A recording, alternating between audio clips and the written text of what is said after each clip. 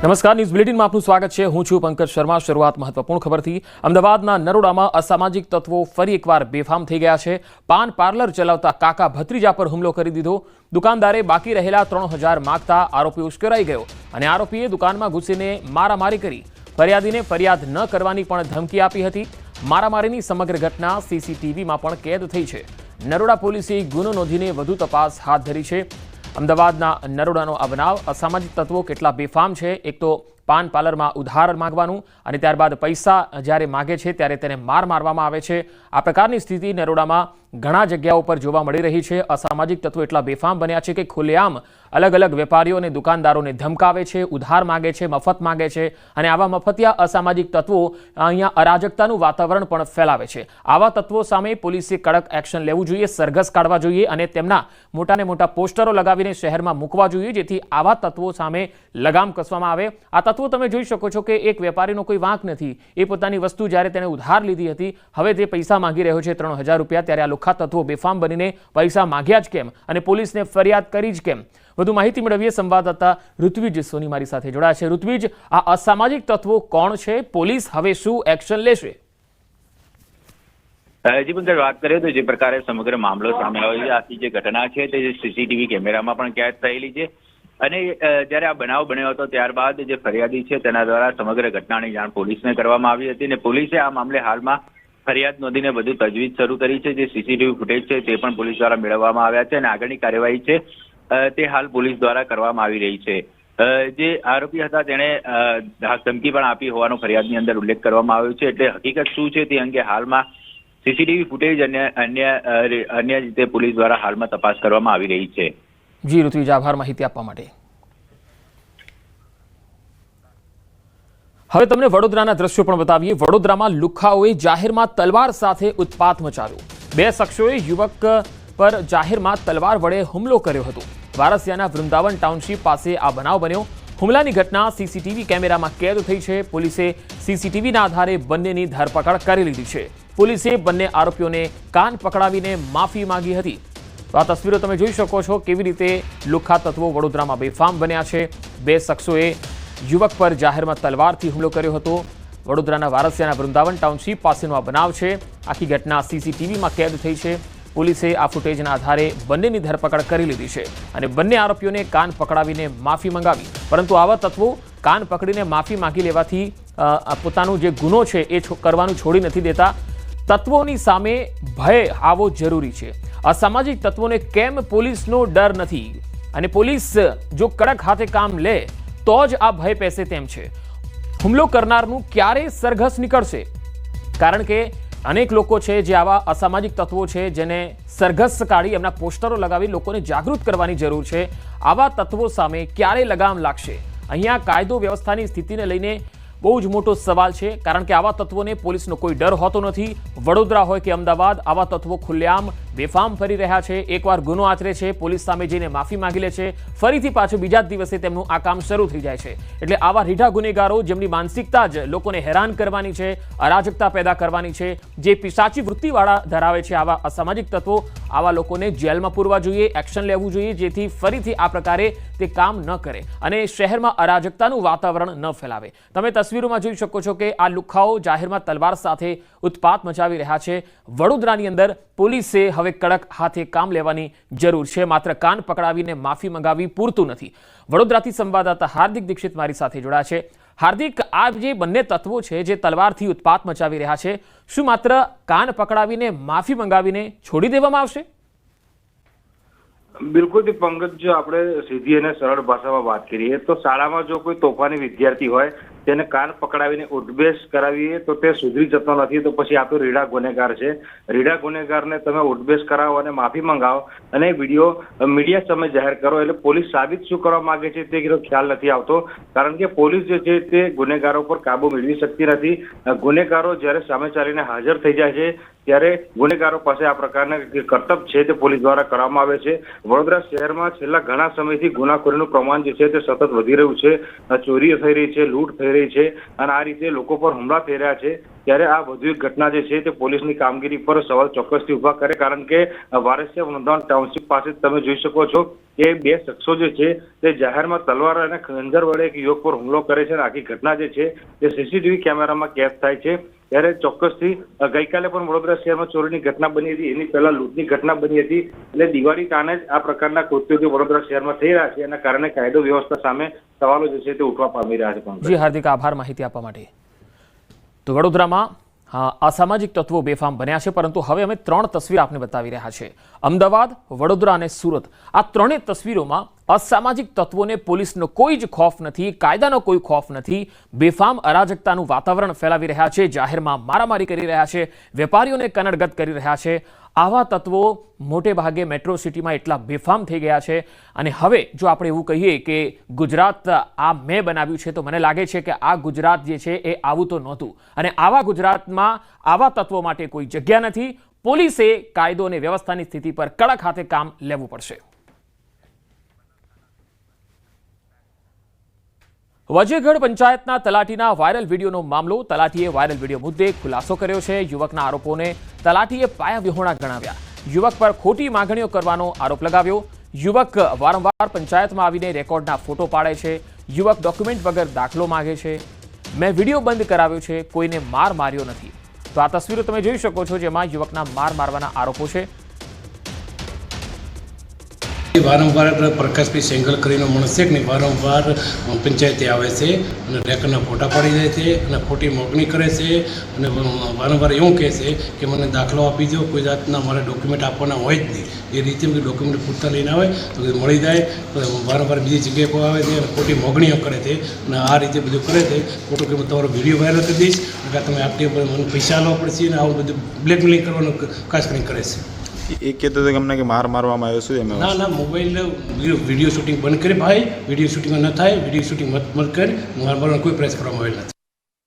મહીસાગરમાં hit and રનનો બનાવ બન્યો, જ્યાં રોડ ક્રોસ કરવા જતા રાહદારીને વાહન ચાલકે અડફેટે લેતા તેનું મૃત્યુ થઈ ગયું। પૂર ઝડપે આવતી ગાડીએ યુવાનને અડફેટે લેતા દૂર સુધી ફંગોળાયો હતો। માથાના ભાગે ઈજાઓ થતા દિવ્યાંગ યુવકનું ઘટના સ્થળે મૃત્યુ થઈ ગયું। વાહન ચાલક અકસ્માત સર્જીને ફરાર થઈ ગયો હતો। અકસ્માતની ઘટનાના સીસીટીવી પણ સામે આવ્યા। પોલીસે ઘટના સ્થળે પહોંચીને મૃતદેહને પીએમ અર્થે ખસેડ્યો હતો। સીસીટીવીના આધારે વાહન ચાલકને પકડવા તજવીજ હાથ ધરવામાં આવી।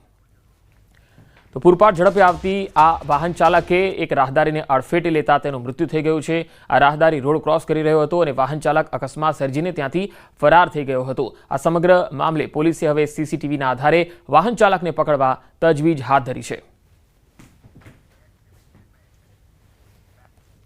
ઉત્તર પ્રદેશના બહરાઇચ જિલ્લાના કેસરગંજ તહસીલ વિસ્તારમાં અચાનક ફરી એકવાર માનવભક્ષી દીપડાએ હુમલો કરી દીધો। આ હુમલામાં 5 બાળકો અને એક મહિલા ઘાયલ થયા।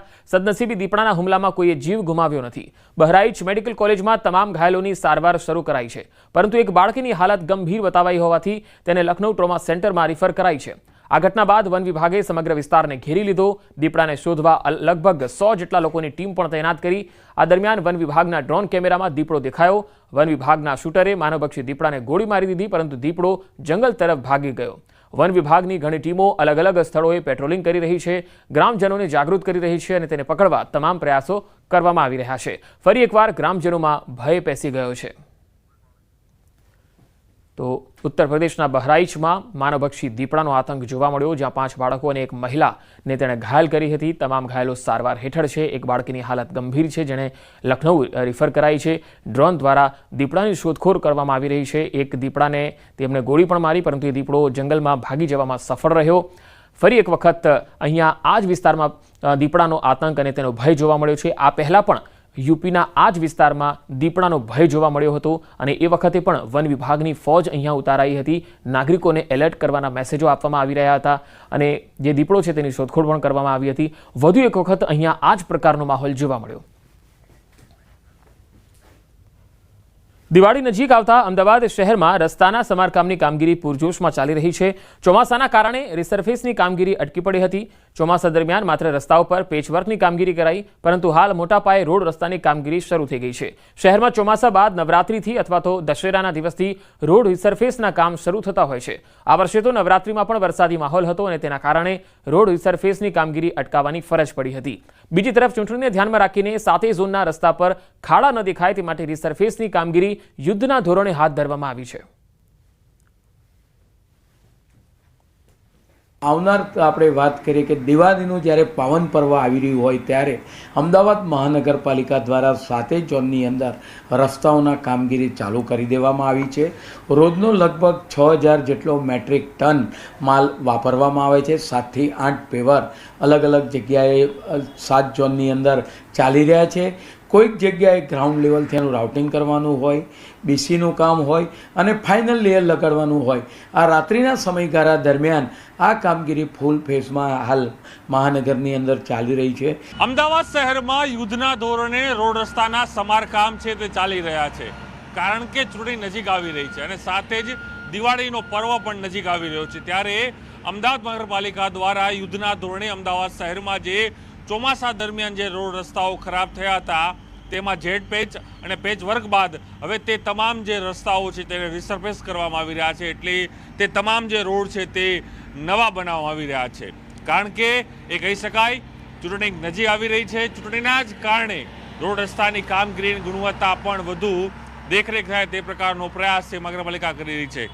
અમદાવાદ શહેરના જે મોટાભાગના 7 ઝોન છે, 7 ઝોનની અંદર યુદ્ધના ધોરણે નવરાત્રી બાદ જ રોડ રસ્તા બનાવવાની કામગીરી ચાલી રહી છે અને કહેવામાં આવી રહ્યું છે કે જે રીતે દિવાળીનો પર્વ પણ છે અને સાથે જ એ કહી શકાય કે આવનારા સમયની અંદર ચૂંટણી પણ અમદાવાદ શહેરમાં થવાની છે. ત્યારે તેને લઈને જ મહાનગરપાલિકા તંત્ર છે એ યુદ્ધના ધોરણે તમામ જે રોડ રસ્તાઓ છે તે હાલ અહીં બનાવી રહી છે. જ્યાં હું ઊભો છું તે ચાંદખેડા વિસ્તાર છે, જેમાં આખો જે રોડ છે તે નવો રિસરફેસ કરવામાં આવી રહ્યો છે અને આ રોડને છે નવો બનાવવામાં આવી રહ્યો છે. એટલે ચોક્કસ એ કહી શકાય કે ક્યાંક ચૂંટણી નજીક આવી રહી હોય, ઇલેક્શન નજીક આવી રહ્યું હોય ત્યારે રોડ રસ્તા બનતા હોય છે અને તે જ આ વાતને સાર્થક થઈ રહી છે અને સાથે જ દિવાળીનો પર્વ પણ છે તે આવી રહ્યો છે. ત્યારે મહાનગરપાલિકા યુદ્ધના ધોરણે તમામ જે રોડ રસ્તાઓ છે તે આજે નવા નિર્માણ કરી રહી છે. પંકજ મકવાણા સાથે પ્રણવ પટેલ, ન્યૂઝ 18 અમદાવાદ. ભાજપના નવનિયુક્ત પ્રદેશ અધ્યક્ષ સુરતની મુલાકાતે પહોંચ્યા. એરપોર્ટ પર જગદીશ વિશ્વકર્માનું ભવ્ય સ્વાગત કરાયું. ગૃહમંત્રી, સાંસદ, મેયર અને ધારાસભ્યોએ સ્વાગત કર્યું. એરપોર્ટથી સીધા CR પાટીલના નિવાસસ્થાને પહોંચ્યા. કેન્દ્રીય મંત્રી CR પાટીલ સાથે તેમણે મુલાકાત કરી હતી. કડોદરાથી કાર અને બાઇક રેલીનું પણ ભવ્ય આયોજન કરવામાં આવ્યું છે. તો અલગ અલગ તસવીરો આવી રહી છે. હાલ CR પાટીલના નિવાસસ્થાને તેઓ મુલાકાત કરવા પહોંચ્યા છે તેની તસવીર તમે જોઈ શકો છો. એરપોર્ટ પર ભવ્ય સ્વાગત કરવામાં આવ્યું અને જગદીશ વિશ્વકર્મા પ્રદેશ અધ્યક્ષ બન્યા ત્યારથી હવે તેમણે ગુજરાત ભ્રમણ કરવાનું નક્કી કર્યું છે. શરૂઆત તેમણે અંબાજીથી કરી હતી. આજે તેઓ સુરત પહોંચ્યા છે. વધુ માહિતી મેળવીએ. સંવાદદાતા ગૌતમ મારી સાથે જોડાયા છે. ગૌતમ, જગદીશ વિશ્વકર્માનું ગુજરાત ભ્રમણ અંબાજીથી શરૂ થઈને હાલ તેઓ સુરત પહોંચ્યા છે. કેવો ઉત્સાહ છે કાર્યકર્તાઓમાં, કેવો જુસ્સો દેખાઈ રહ્યો છે? બિલકુલ, ભારતીય જનતા પાર્ટીને હવે નવા પ્રદેશ પ્રમુખ જગદીશ વિશ્વકર્મા મળી ચૂક્યા છે અને જેવા ગયા શનિવારે તેમની જાહેરાત કરવામાં આવી હતી ત્યારબાદ હવે કહી શકાય કે તેઓએ ગ્રાઉન્ડ ઉપર ફરવાની શરૂઆત કરી દીધી છે. અગાઉ તેમણે એટલે કે 2 દિવસ પૂર્વે જ અંબાજીથી આ પ્રવાસની શરૂઆત કરી હતી. અંબાજી એટલે કે તેમનું હોમટાઉન ગણાય છે અને હોમટાઉનથી જગદીશ વિશ્વકર્માએ પ્રવાસનો પ્રારંભ કર્યો હતો. ત્યારબાદ તેઓએ અંબાજી, બનાસકાંઠા, પાલનપુર ખાતે જંગી સભાનું પણ આયોજન કરવામાં આવ્યું હતું. ત્યાં સભાને પણ સંબોધિત કરી હતી. ત્યારબાદની વાત કરીએ તો તેઓ મહેસાણા, ઊંઝા, ઉમિયાધામ ખાતે પણ તેઓએ શીશ ઝુકાવ્યું હતું અને ત્યારબાદ કલોલ થઈ અને તેમના પ્રવાસ 1 દિવસનો પૂર્ણ કરવામાં આવ્યો હતો. આજે દક્ષિણ ગુજરાતના પ્રવાસે છે ત્યારે સુરત એરપોર્ટ ખાતે તેમનું ભવ્ય સ્વાગત કરવામાં આવ્યું. પૂર્વ પ્રદેશ પ્રમુખ CR પાટીલની ટીમ દ્વારા પણ તેમને ભવ્ય આવકાર આપવામાં આવ્યો હતો. ત્યારબાદ ની વાત કરીએ તો કડોદરા 4 રસ્તા પર તેમનું સ્વાગત પોઈન્ટ જે છે તે ગોઠવવામાં આવ્યો છે અને ત્યાં પણ ઉત્સાહ જે છે જોવા મળી રહ્યો છે. કડોદરા સ્વાગત પોઈન્ટ થી લઈ અને તેમની બાઇક રેલી જે છે તે પણ યોજાવાની છે અને તેમાં પણ મોટી સંખ્યાની અંદર તેઓ લોકો ઉપસ્થિત રહે તે પ્રકારની વાત સામે આવી રહી છે. અભિવાદન સમારોહ નાંદોદમાં પણ બારડોલી પાસે થવાનો છે અને ત્યાં પણ મોટી સંખ્યાની અંદર ઉપસ્થિત રહે તે પ્રકારના એંધાણ વર્તાઈ રહ્યા છે. મહત્વનું એ છે કે સુરત ભાજપના મધ્યસ્થ કાર્યાલયની મુલાકાત નવા પ્રમુખ જગદીશ વિશ્વકર્મા લેવાના છે. તેમની સાથે CR પાટીલની પણ વિશેષ ઉપસ્થિતિમાં આ કાર્યક્રમ યોજાવાનો છે અને ત્યારબાદ સ્વરાજ આશ્રમ બારડોલી ખાતે પણ તેઓ ઉપસ્થિત રહેવાના છે. સુરતના બારડોલી ખાતે પણ તેમની એક જંગી સભા જે છે તે યોજાવાની છે. એટલે કે આમ કુલ તેઓ ગુજરાત ભ્રમણ કરવાની શરૂઆત કરી દીધી છે. 6 જેટલા પ્રવાસનો 6 જેટલી સભાઓ જે છે તે યોજવાના છે. હવે આગામી પ્રવાસની વાત કરીએ તો મધ્ય ગુજરાતના વડોદરા ખાતે તેમનો પ્રવાસ રહેવાનો છે, જેમાં મધ્ય ગુજરાતના તમામ કાર્યકર્તાઓને આવરી લેવામાં આવશે અને ત્યાં પણ એક સભા જે છે તે થવાની છે અને બાઇક રેલી પણ થવાની છે. એ જ રીતે રાજકોટની અંદર પણ એક ભવ્ય સભા જે છે તે યોજાવાની છે અને ત્યાં પણ બાઇક રેલી જે છે તે થવાની છે. આમ ગુજરાત ભ્રમણની શરૂઆત કરી દીધી છે. ગુજરાત ભ્રમણ અંતર્ગતની વાત કરીએ તો આગામી દિવસોની અંદર જગદીશ વિશ્વકર્માની ટીમ જે છે તે તૈયાર થઈ જશે અને તેમાં પણ મહત્વના જે નામો જે છે તે ચર્ચાઈ રહ્યા છે. એટલે કે આ વખતે જે 4 ઝોનના 4 મહામંત્રી ભારતીય જનતા પાર્ટીના હોય છે, તેમાંથી મધ્ય ગુજરાતમાંથી પૂર્વ સાંસદ જે છે રંજનબેન ભટ્ટ તેમને સમાવેશ કરવામાં આવે તે પ્રકારની પણ એક આશા અપેક્ષા સેવવામાં આવી રહી છે. એ જ રીતે વાત કરીએ તો પ્રદીપસિંહ વાઘેલા જે છે તેમને પૂર્વ જે કહી શકાય કે મહામંત્રી રહી ચૂકેલા પ્રદીપ વાઘેલા જે છે તેમને પણ કમબેક કરાવે તો નવાય નહીં. આ ઉપરાંત પણ અનેક નેતાઓ જે હાલ તેમના પ્રવાસની જવાબદારી સંભાળી રહ્યા છે, તેવા ધવલ દવે કે જેઓ સૌરાષ્ટ્રમાંથી આવે છે અને તેમને પણ પ્રતિનિધિત્વ મળે તો નવાય નહીં, તેમના નામની પણ ચર્ચાઈ રહી છે. એ જ રીતે ઉદય કાનગડ પણ મુખ્ય ચૂંટણી અધિકારી હતા, તેમને પણ નવા સંગઠનની અંદર સ્થાન મળે તો નવાય નહીં. આમ વિવિધ નામો જે છે તે ચર્ચાઈ રહ્યા છે અને તે અંતર્ગતનું પણ નામ સામે આવ્યું છે. મહત્વનું સાથે સાથે એ પણ છે કે જે પ્રકારે વાત કરીએ તો જે ભારતીય જનતા પાર્ટીના ઋષિ પટેલ જે પ્રવક્તા જે છે તેમને પણ આ પ્રવાસની રૂપરેખા સોંપવામાં આવી છે, તેમને પણ મહત્વનું સ્થાન મળી શકે ટીમ જગદીશ વિશ્વકર્મામાં તો નવાઈ નથી. આ ઉપરાંતની વાત કરીએ તો સંદીપ દેસાઈ જે ભારતીય જનતા પાર્ટીના ધારાસભ્ય છે, દક્ષિણ ગુજરાતમાંથી આવે છે અને તેમને પણ આ સ્થાન મળે તો નવાઈ નથી. આમ વિવિધ નામો જે છે તે ચર્ચાઈ રહ્યા છે અને તેમાં પણ કહી શકાય કે ટીમ જગદીશ વિશ્વકર્મા આગામી દિવસોની અંદર નિયુક્ત થઈ જશે. મહત્વનું સાથે છે કે અત્યારે 7 જેટલા ઉપપ્રમુખ ભારતીય જનતા પાર્ટીના જે છે તેમાં પણ નવા ઉપપ્રમુખો એટલે કે ધડમૂળથી ફેરફાર થાય તે પ્રકારે લાગી રહ્યું છે. 2 મહામંત્રીઓ અત્યારે હાલ વર્તમાન છે, રજની પટેલ અને વિનોદ ચાવડા. તેમના સ્થાને 4 નવા મહામંત્રીઓની પણ નિયુક્તિ થાય તે પ્રકારના એંધાણ વર્તાઈ રહ્યા છે. એટલે કે ટીમ જગદીશ વિશ્વકર્માની ટીમમાં 4 મહામંત્રીઓ જે છે તેમને નવા ચહેરાઓને સ્થાન મળે, યુવા ચહેરાઓને સ્થાન મળે તે પ્રકારની આશા અપેક્ષા સેવવામાં આવી રહી છે. વર્તમાન ભારતીય જનતા પાર્ટીના 7 જેટલા ઉપપ્રમુખો જે છે તે 7 ઉપપ્રમુખોની વાત કરીએ તો 2 દક્ષિણ ગુજરાતમાંથી આવે છે, 2 મધ્ય ગુજરાતમાંથી આવે છે, 2 ઉત્તર ગુજરાતમાંથી આવે છે અને 2 સૌરાષ્ટ્રમાંથી આવે છે. આમ આ 4 ઝોનનું કોમ્બિનેશન જે છે તે જોવા મળી રહ્યું છે અને તેમાંથી પણ આ જ પ્રમાણેનું સમીકરણ, જ્ઞાતિવાદી સમીકરણ ફેક્ટર સાથે જોવા મળે તો નવાઈ નથી. એક આ પણ આશા અપેક્ષા જે છે તે સેવામાં. જી ગૌતમ, આભાર માહિતી આપવા માટે. વધુ સમાચારો જોઈશું એક વિરામ બાદ.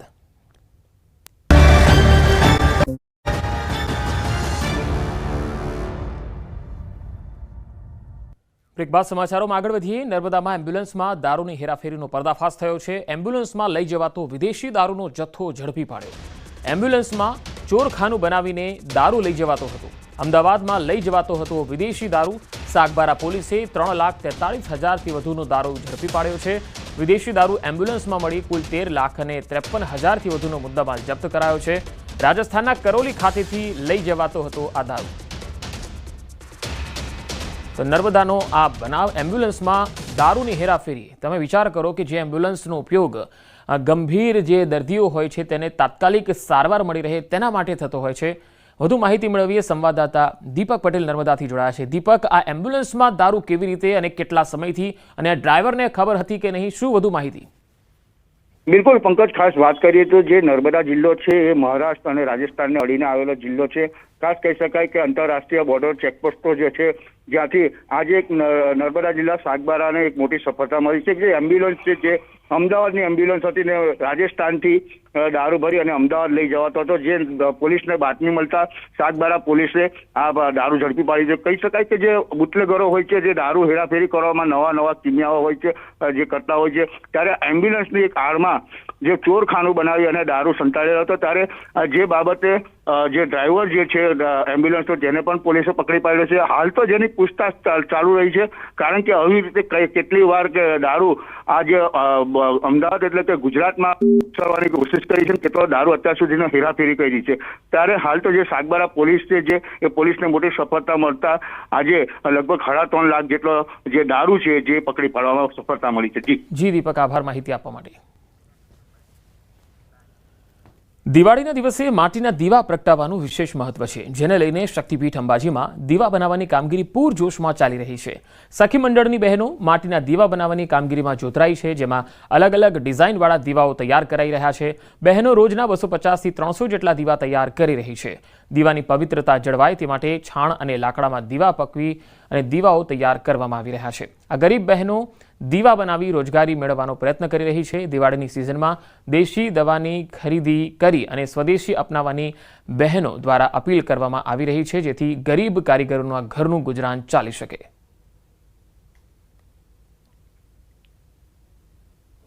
બહેનોને દિવસનો આ રોજગારી મળે અને એમનું ઘર પરિવાર ચાલે એ માટે અહીંયા રોજ દીવાઓ બને છે.